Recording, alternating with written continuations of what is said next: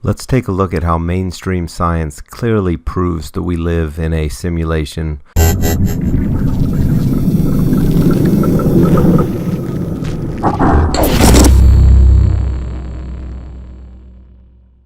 Reality is non-physical in nature. Let's take a huge, powerful gun here.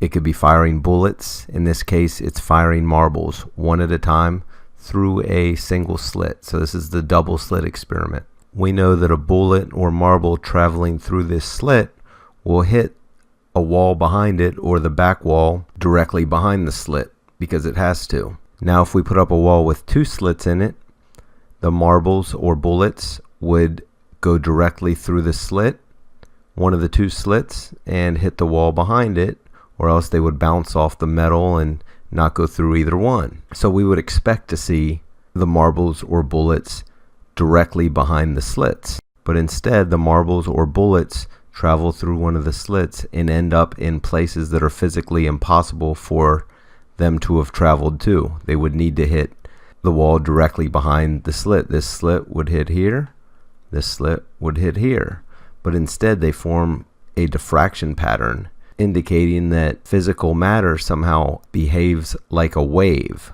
bending and contorting and not actually physically passing over here, but somehow ending up here. We take that a step further and we begin to record which slit each marble makes it through. For example, if we can account for every marble, there's something here saying, okay, a marble went through here.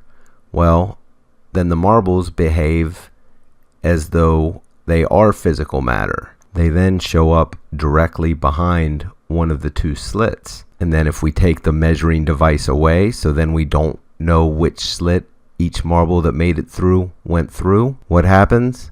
It goes back to a diffraction pattern, and you have marbles or bullets ending up over here because there's no data on which slit they went through. This clearly demonstrates that we are intertwined with our environment and that our environment is non-physical at its core. And these are exciting times because we are waking up to the fact that we are in a simulation, and the next phase of this is understanding how better to play the game.